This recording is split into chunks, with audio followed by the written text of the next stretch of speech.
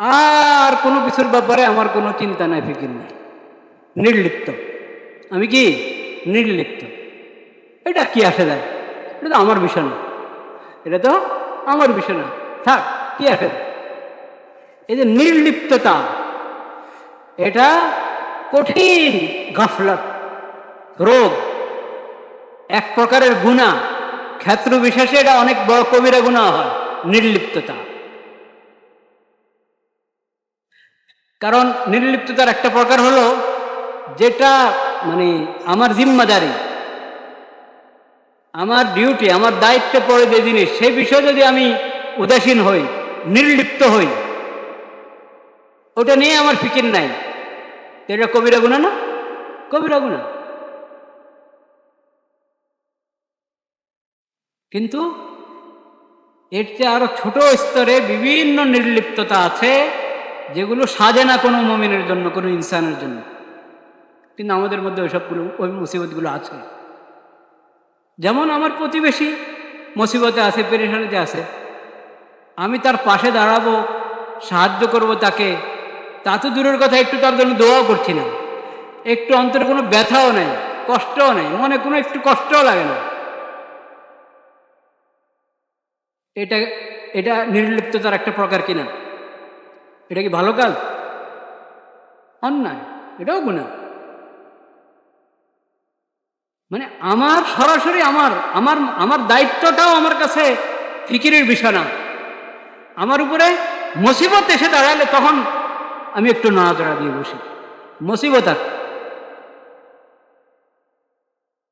এমনি আমার দায়িত্বের ব্যাপারেও আমি উদাসীন, সেখানেও আমি নির্লিপ্ত। এমন নির্লিপ্ত মানুষ কখনো তারাক্কি করতে পারে না। এই নির্লিপ্ততাকে দূর করতে হবে। পুরো দেশের জন্য দোয়া, পুরা মুসলিম বিশ্বের জন্য দোয়া,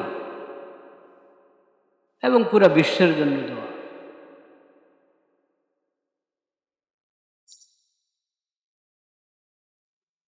ছাত্র ভাইদের জন্য দোয়া, যারা পরীক্ষার্থী, এসএসসির পরীক্ষা,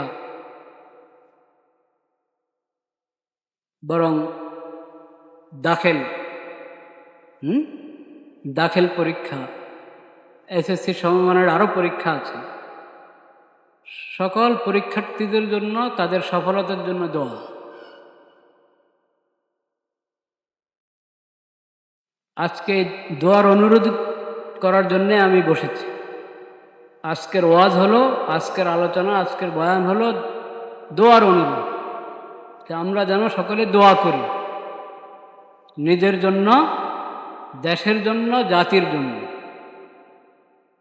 উম্মতের জন্য, সবার জন্য দোয়া করি। দোয়া অনেক গুরুত্বপূর্ণ। দোয়ার ফায়দা এক নম্বরে তো যে দোয়া করে সে পায়, যে দোয়া করে প্রথমে সে ফায়দা পায় দোয়ার। অন্যের জন্য আমি দোয়া করছি, কিন্তু অন্যের ফায়দা, অন্যের উপকারের আগে কার উপকার? আমার নিজের উপকার।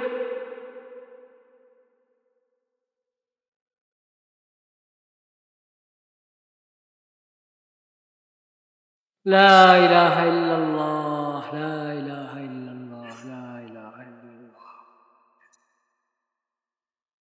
কিন্তু দোয়ার ক্ষেত্রে আমরা অনেক অবহেলা করি। দোয়ার ক্ষেত্রে অবহেলা কি? ঠেকায় পড়া ছাড়া দোয়া করতে চায় না। দোয়ার ব্যাপারে অনেক ধরনের উদাসীনতা। একটা বড় উদাসীনতা হলো ঠেকায় পড়লে দোয়া, যখন মুসিবতে পড়ে, সমস্যায় পড়ে, তখন দোয়া। এটা দোয়ার আদব না, দোয়ার আদব পরিপন্থী। দোয়ার আদব হলো তাআররাফ আলাল্লাহি ফির রাখা ইয়ারিফকা ফিস সিদ্দা। যখন তুমি খুশহাল, ভালো, শান্তিতে আছো, কোনো পেরেশানি নেই, কষ্ট নাই, রোগ ব্যাধি নেই, বলা মুসিবত নাই, সুস্থ, নিরাপদে আছো, সুস্থ আছো, এবং অভাব অনটনও নাই, ওই সময়গুলোতে আল্লাহর কাছে দোয়া করো। ওই সময়গুলোতে আল্লাহর বিধান মেনে চলার চেষ্টা বেশি করো। আল্লাহর বিধান মেনে চলার চেষ্টা স্বাভাবিক হালাতে হওয়া উচিত, বেশি হওয়া উচিত। দোয়া স্বাভাবিক অবস্থায় বেশি হওয়া উচিত। ইয়ারিফকা ফিস সিদ্দা, তাহলে যখন মুসিবতে পড়ে যখন দোয়া করবা, ওই দোয়া তাড়াতাড়ি কবুল হবে। শুধু মুসিবতের সময় আল্লাহকে স্মরণ করো, আল্লাহর বিধানও স্মরণ করো। মুসিবতে পড়লে আল্লাহর দরবারে হাতও উঠাও মুসিবতে পড়লে, এটাও ভালো, এটাও ভালো। কতজন তো মুসিবতে পড়েও আল্লাহকে স্মরণ করে না, এটাও ভালো। কিন্তু নবী করিম সাল্লাল্লাহু আলাইহি ওয়াসাল্লামের শিক্ষা হলো তাআররাফ আলাল্লাহ ফির রাখা। তুমি যখন শান্ত আছো, সুস্থ আছো, কোনো পেরেশানি নাই, তখন আল্লাহকে স্মরণ করো দোয়ার মাধ্যমে, আল্লাহকে স্মরণ করো সদকা খায়রাত করার মাধ্যমে, আল্লাহকে স্মরণ করো আল্লাহর বিধান মেনে চলার মাধ্যমে। ইয়ারিফকা ফিস সিদ্দা, তাহলে তোমার মুসিবতের সময় এবং পেরেশানির সময় যখন তুমি আল্লাহকে ডাকবে, আল্লাহ তোমার দোয়া তাড়াতাড়ি কবুল করবে।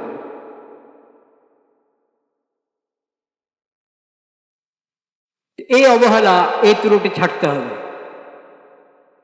কোন ত্রুটি? শুধু ঠেকার সময়, মুসিবতের সময় দোয়া, অন্য সময় উদাসীন।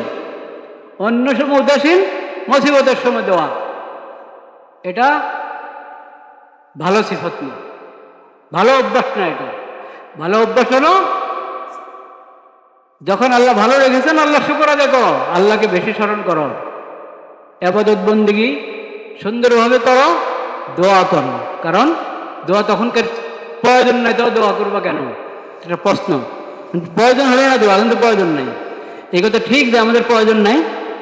সর্বোচ্চ ভালো অবস্থায় যখন আছি তখনও কি দোয়ার প্রয়োজন আছে কি নাই? আছে। সব দিক থেকে শান্তিতে আছি, ভালো আছি, তখনও দোয়ার কি আছে? প্রয়োজন। কারণ ওই যে শান্তিতে আল্লাহ তাআলা রেখেছেন, এটা কি আমার কবজার ভিতরে না? যে কোনো সময় শেষ হয়ে যেতে পারে, যে কোনো সময় শেষ হয়ে যেতে পারে। সেটা আল্লাহর দান, আল্লাহর মেহেরবানি, আল্লাহর ফজল। সেই জন্য শুকর হিসাবেও দোয়া করা, শুকর হিসাবেও কি করা? দোয়া করা।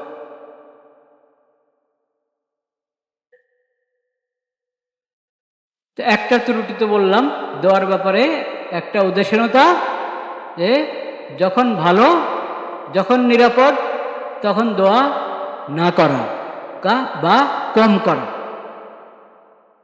অভ্যাস করতে হবে সবসময় দোয়া করা, সবসময় দোয়া করার, সবসময় আল্লাহর শুকর আদায় করা। একটা বিষয়।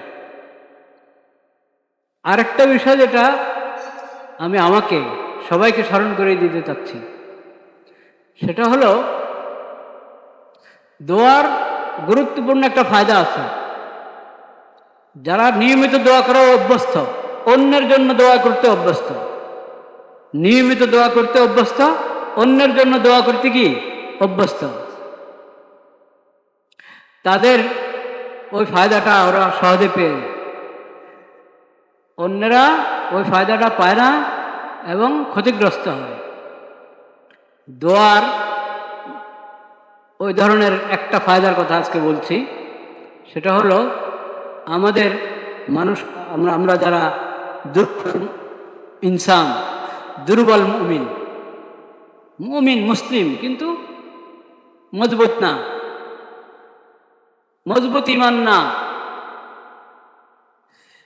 আমাদের একটা রোগ হলো নির্লিপ্ততা। একটু কথাটা খেয়াল করে শোনার চেষ্টা করি। এটা বড় একটা রোগ। কি? নির্লিপ্ততা। নির্লিপ্ততা এটা কঠিন রোগ। কি অর্থ? নির্লিপ্ততা মানে হলো একবারে যেটা আমার গায়ে, আমার মাথায়, আমার গায়ে লেগেছে, লাগছে, ওটার ব্যাপারে আমি একটু চিন্তা করি, ফিকির করি, আরে এটা সত্যি তো একটা মুসিবত, কি করা যায়, এছাড়া আর কোনো কিছুর ব্যাপারে আমার কোনো চিন্তা নাই, ফিকির নাই, নির্লিপ্ত। আমি কি নির্লিপ্ত। এটা কি আসে যায়, এটা তো আমার বিষয় না, এটা তো আমার বিষয় না, থাক, কি আসে। এই যে নির্লিপ্ততা, এটা কঠিন গাফলত, রোগ, এক প্রকারের গুনাহ। ক্ষেত্র বিশেষে এটা অনেক বড় কবিরা গুনাহ হয়, নির্লিপ্ততা। কারণ নির্লিপ্ততার একটা প্রকার হলো যেটা মানে আমার জিম্মাদারি,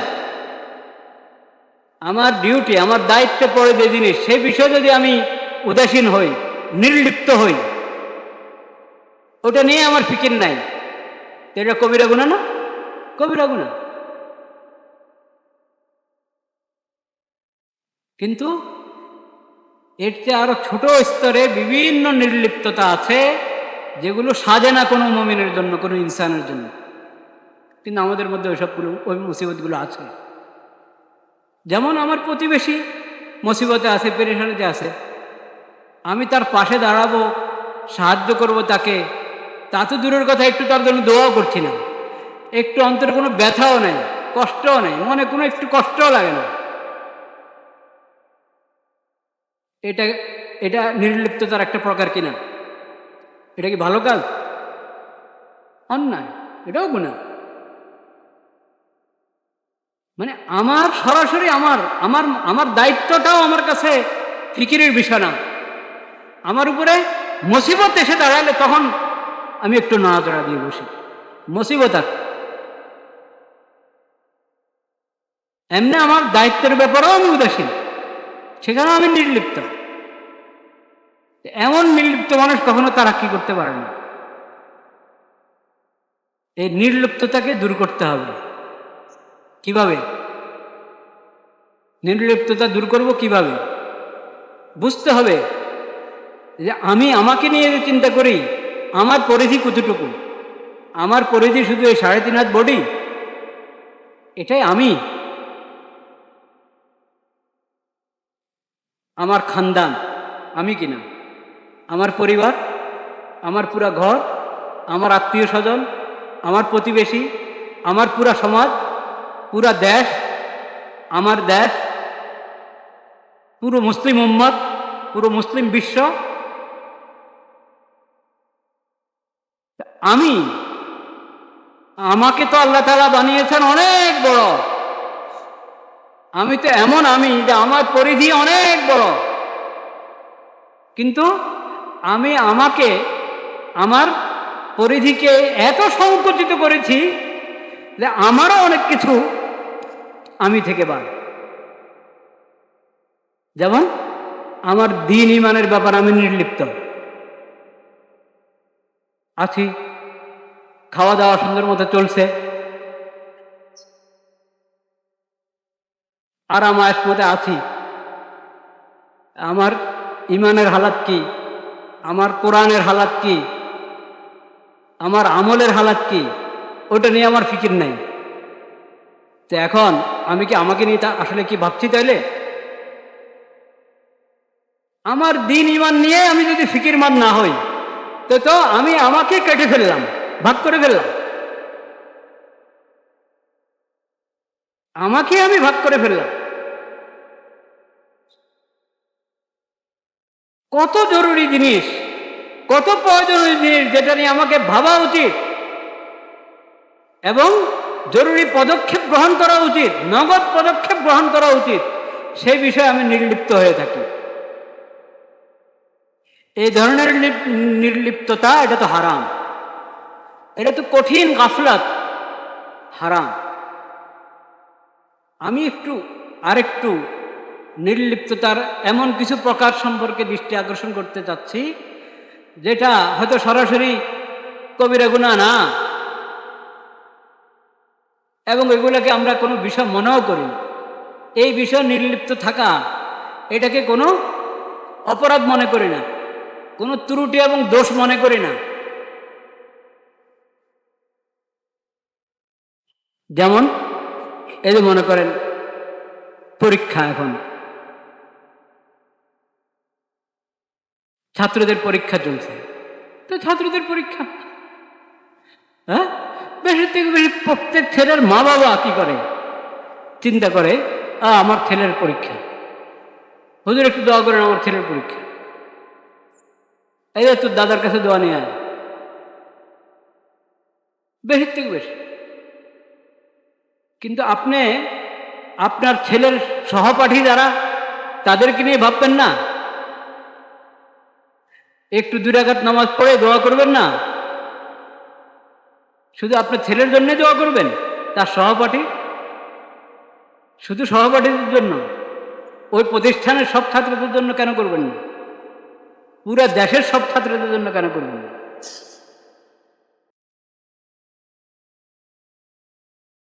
আপনার সমাজের অংশ, আপনার দেশের অংশ, মুসলিম ছাত্ররা আপনার উম্মতের অংশ, অমুসলিম ছাত্ররা আপনার দেশের নাগরিক, আপনার সমাজের অংশ। সবার জন্য কেন দোয়া করবেন? সব ছাত্রদের জন্য। আল্লাহ তাআলা সব ছাত্রকে পরীক্ষার মধ্যে সফল করেন, পরীক্ষা সবার জন্য আসান করে দেন। ওই ছাত্ররাই কেন নিজের ব্যাপারে নির্লিপ্ত থাকবে? দেখেন, পরীক্ষার্থী নিজে পরীক্ষার্থী, কিন্তু নিজের ব্যাপারে নির্লিপ্ত। কি ধরনের, কিভাবে নির্লিপ্ত? ঠিক মতো পড়াশোনা করে না, পরীক্ষার সময় এসব মোবাইলে সময় নষ্ট করে, পরীক্ষার সময় তাও মোবাইলে সময় নষ্ট করে, পরীক্ষার সময় তাও টিভির সামনে বসে থাকে। আছে কিনা এরকম ছাত্র? আছে। কেন? আরে কমপক্ষে পরীক্ষার দিনগুলো তো তুমি তোমার সময়কে সর্বোচ্চ কাজে লাগাও। এখন তো সময় অপচয় করো না, সর্বোচ্চ কাজে লাগাও।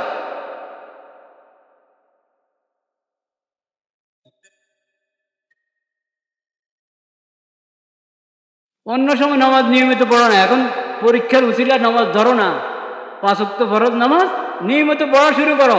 আল্লাহকে বলো, আল্লাহ এবার শুরু করলাম, সামনে যেন 1 ওয়াক্ত নামাজও কাজা না হয়। এভাবে দোয়া করো আল্লাহর কাছে।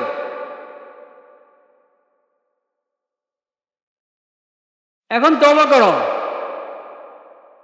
আল্লাহ আমি তওবা করছি, আমাকে তওবার উপরে মজবুত থাকার তৌফিক নসিব করেন, কোনো পাপের কাঁধে আমি যাতে না জড়াই। দোয়া করো, তওবা করো, নবীজির নামে দুরূদ পড়ো, নবীজির জন্য আল্লাহর কাছে বলো আল্লাহুম্মা সাল্লি আলা মুহাম্মাদ। একবার দুরূদ পড়বা, 10টি রহমত, 10টি দরজা বলন, 10টি দরজা বলন্দ হবে, মানে এক দুরূদে তোমার 10 বার প্রমোশন হবে আখিরাতের লাইনে।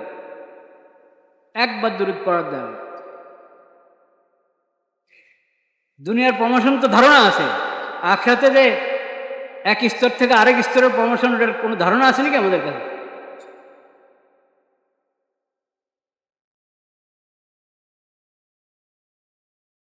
দশটি গুনাহ মাফ হবে। তো দুরূদ শরীফ পড়তে থাকো, কাজের ফাঁকে ফাঁকে, পড়ার ফাঁকে ফাঁকে দুরূদ শরীফ পড়ো, পরীক্ষার মধ্যে বরকত পাবে তুমি। হুজুরদের কাছে এসে কলম পড়ে নিয়ে দেন, ভালো, আমি এটার কোনো করছি না, আপত্তি করছি না। কলম, হুজুর কলম পড়ে দেন, আমার ছেলে এটা এই কলম দিয়ে লিখবে। হ্যাঁ, ভালো, এটা চিন্তাটা ভালো। কিন্তু আমার কাছে কলম নিয়ে আসলে আমি কি পড়ে ফুদি? ইকরা বিসমি রাব্বিকাল্লাযী খালাক, খালাকাল ইনসানা মিন আলাক, ইকরা ওয়া রাব্বুকাল আকরাম আল্লাযী আল্লামা বিল কলম, আল্লামাল ইনসানা মা লাম ইয়ালাম। কলম তো ফু পড়ে কিছু পড়ে ফু দিয়ে দিবে, কিন্তু এই কলমের মালিক কে? এই কলম দ্বারা শিখালেন কে? আল্লাহ তাআলা। আল্লাহকে স্মরণ করো, আল্লাহকে স্মরণ করো।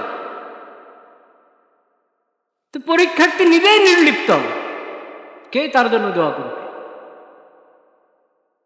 তুমি পুরা আজম করো যে পরীক্ষার হলের মধ্যে নিগরান থাকুক বা না থাকুক,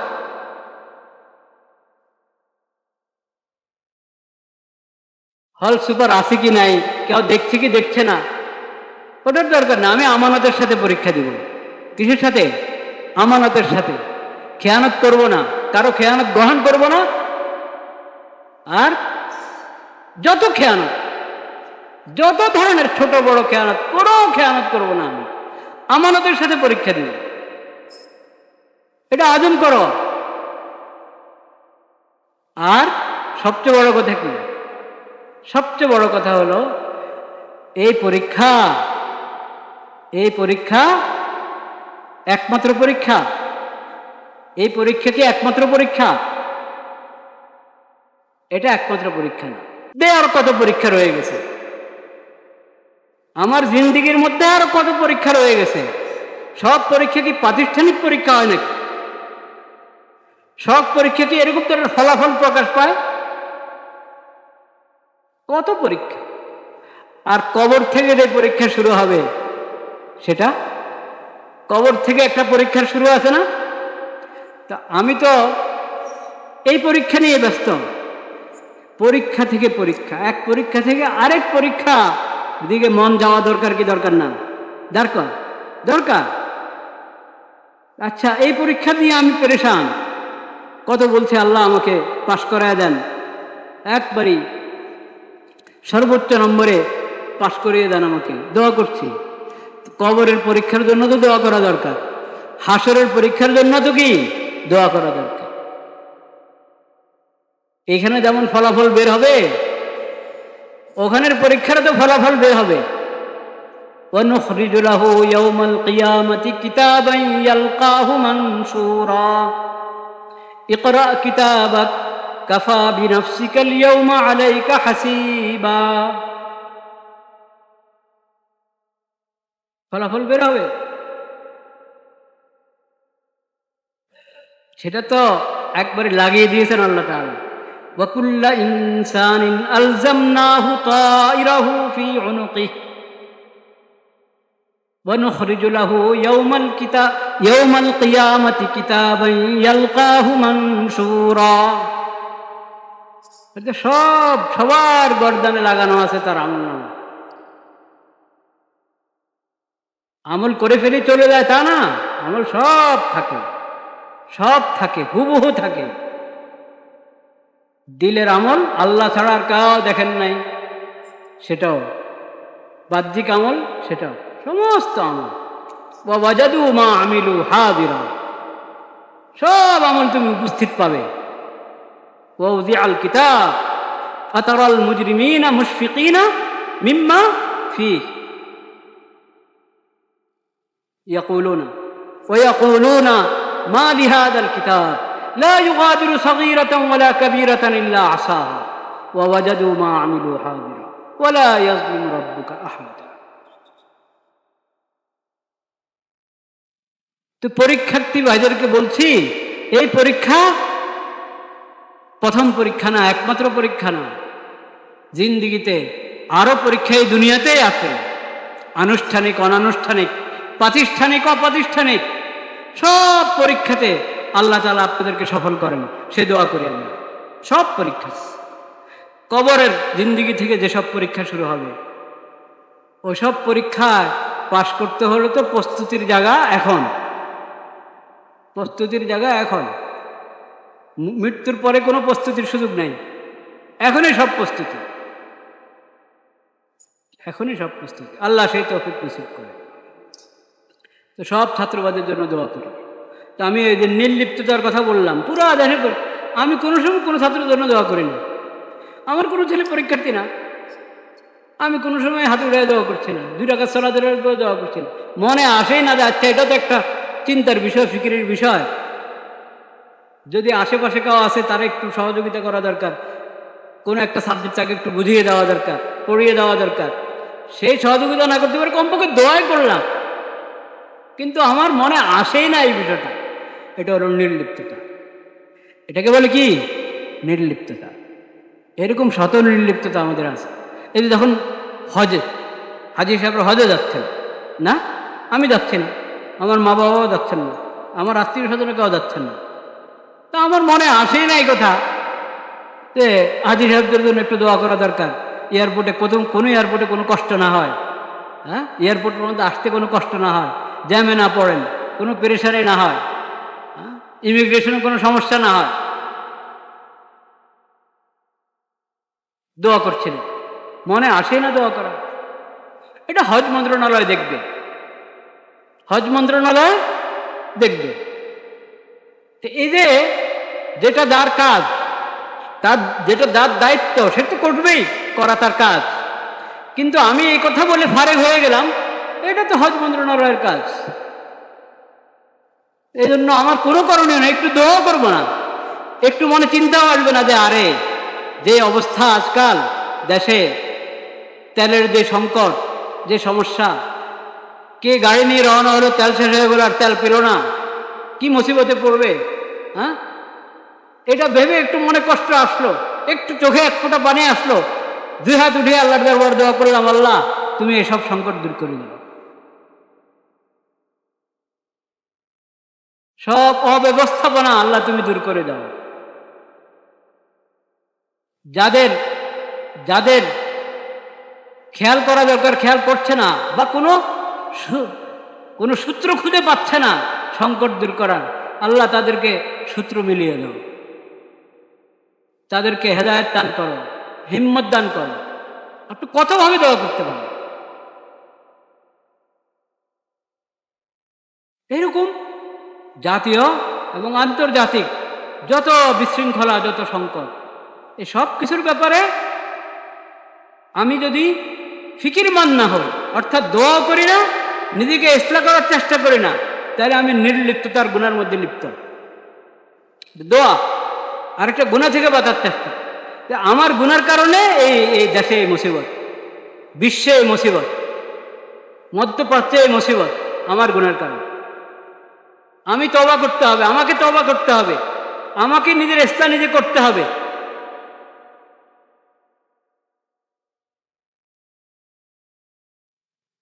তো যদি কমপক্ষে আমি দোয়া করলাম, তা তো নির্লিপ্ততা একটু কমে আসলো না? কমে আসলো। এই নির্লিপ্ততা কিন্তু ঘর থেকে নিয়ে, ঘর যে পরিবারের সন্তানদের এই অবস্থা, বাচ্চাদের এই অবস্থা, ঘরে পরিবারে কোনো মুসিবত আসলো, যাক বাবা আছে, যৌথ সংসার হলে বাপ চাচারা আছে, বাপ চাচারা আছে, তার কোনো ফিকির নেই, শান্ত হয়ে গেছে, তার মনেও কোনো কষ্ট নাই, তার দোয়াও নাই, সলাতুল হাজতও নাই, কিচ্ছু নাই, তার করণীয় কিছু থাকলে সেটার তো কোনো নামও নাই, ওটা তো চিন্তাই করে না। এই মানে হলো এরা সব উদাসীন, এই ঘরের লোকেরা কি উদাসীন। একটা প্রতিষ্ঠান, যে দিনই প্রতিষ্ঠান, একটা মাদ্রাসা, একটা স্কুল, ওখানে আপনি মনে করেন ছাত্র, বা আপনি ওখানে একজন শিক্ষক, টিচার, মাদ্রাসায় কোনো সংকট, স্কুলে কোনো সংকট, পেরেশানি, হেডমাস্টার সাহেব আছেন, বাস শেষ। আমার কোনো ফিকিরে নেই, কোনো চিন্তাই নেই। একটা গার্মেন্টসে আমি চাকরি করি, ওখানে পেরেশানি, ওখানে সমস্যা, আর ওটা দেখবে কর্তৃপক্ষ, ওটা মালিকদের বিষয়। আর যারা কর্মকর্তা আছেন, এমডি সাহেব দেখবেন, চেয়ারম্যান সাহেব দেখবেন, শেষ। এই যে আমি আমার চারপাশে সব কিছুর ব্যাপারে উদাসীন হয়ে ফারেক হয়ে বসে থাকি, অর্থাৎ আমার অন্তরে না কোনো দরদ আছে, আমার মুখে না কোনো দোয়া আছে, না দুই রাকাত সালাত হাজত পড়ি, এই যে অবস্থাটা, এটাকে বলে গাফলত, উদাসীনতা, নির্লিপ্ততা। এটা কোনো মুমিনের মধ্যে হওয়া উচিত না, কোনো ইনসানের মধ্যে হওয়া উচিত না। একটু ভাবা উচিত, অন্যের সমস্যা নিয়ে ভাবা উচিত, অন্যের সমস্যাকে নিজের সমস্যা মনে করা উচিত। এটা তো নবী করিম সাল্লাল্লাহু আলাইহি ওয়াসাল্লামের শিক্ষা। আল মুসলিমুনা কাজাসাদিন ওয়াহিদ, সকল মুসলিম এক দেহর মতো, এক দেহর মতো।